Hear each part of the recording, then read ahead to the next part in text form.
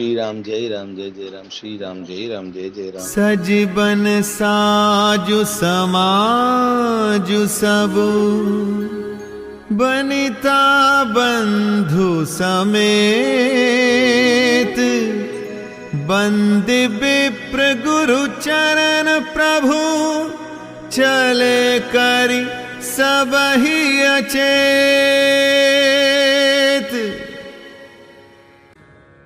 One का सब साज सामान सजकर श्री रामचंद्र जी स्त्री और भाई सहित ब्राह्मण और गुरु के चरणों की वंदना करके सबको अचेत करके चले। निकसि वसिष्ठ द्वार भय ठाढ़े देखे लोग बिरह दव दाढ़े कहि प्रिय बचन सकल समुझाए विप्र वृंद रघुबीर बोलाए गुरु सन कहि बर शासन दीन्हे आदर दान विनय बस कीन्हे जाचक दान मान संतोषे मीत पुनीत प्रेम परितोषे दासी दास बोलाई बहोरी गुरहि सौंपी बोले कर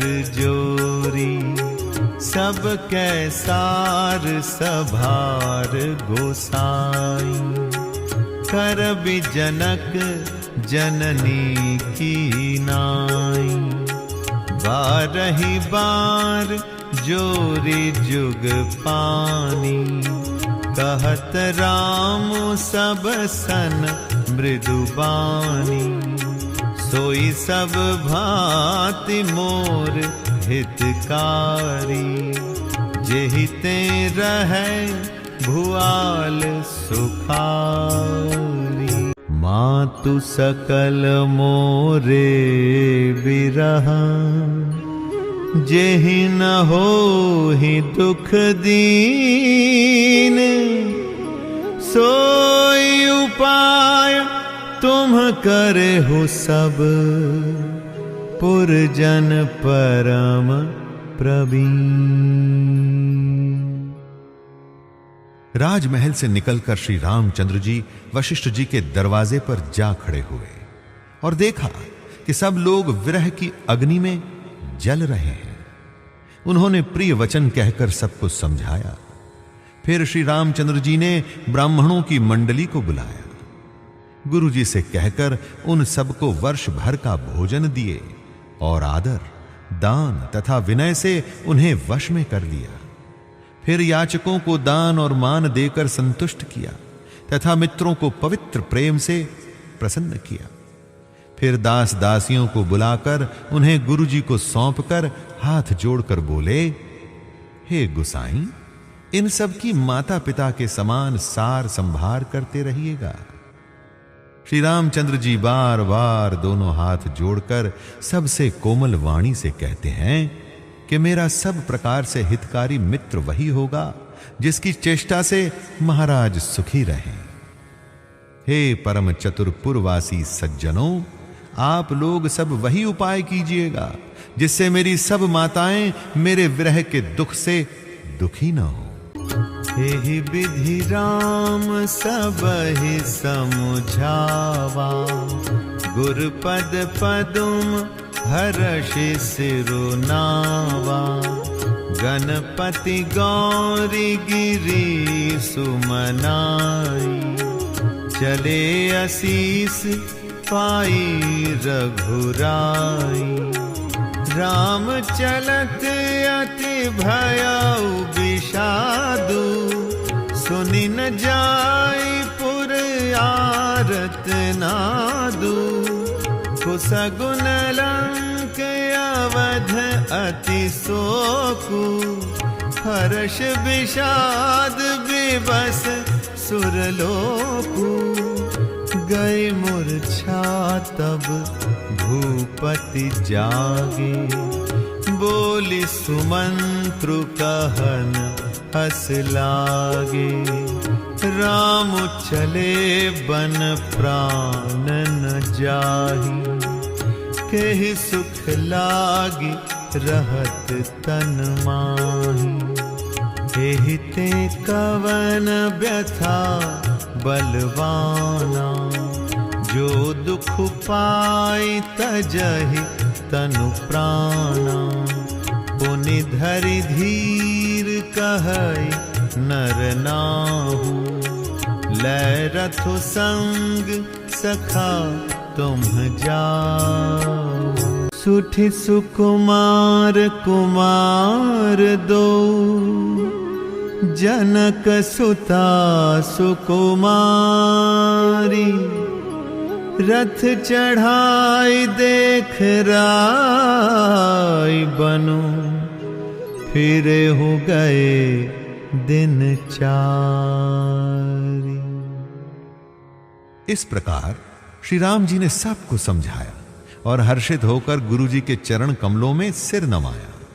फिर गणेश जी, पार्वती जी और कैलाशपति महादेव जी को मनाकर तथा आशीर्वाद पाकर श्री रघुनाथ जी चले। श्री राम जी के चलते ही बड़ा भारी विषाद हो गया। नगर का हाहाकार सुना नहीं जाता। लंका में बुरे शकुन होने लगे। अयोध्या में अत्यंत शोक छा गया और देवलोक में सब हर्ष और विषाद दोनों के वश में गए। हर्ष इस बात का था कि अब राक्षसों का नाश होगा और विषाद अयोध्या वासियों के शोक के कारण था।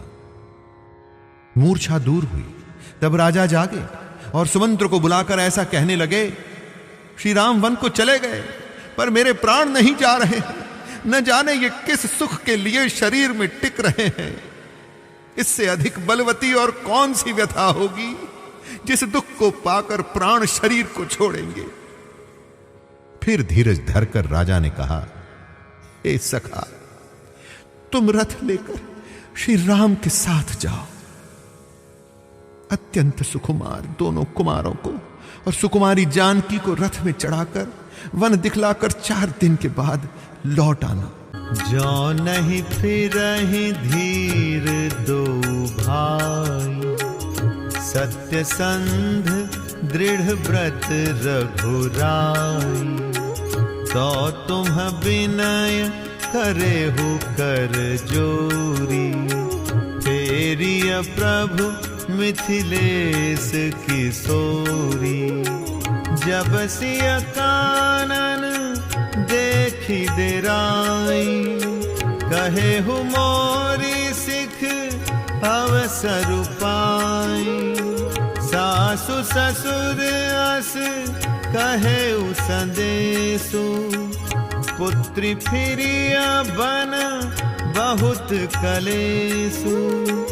पितु ग्रह कबहु कबहु ससुरारी, रहे हो जहाँ रुचि होई तुम्हारी। एहि विधि करे हो उपाय करम्बा, फिरई त होई प्राण अवलंबा।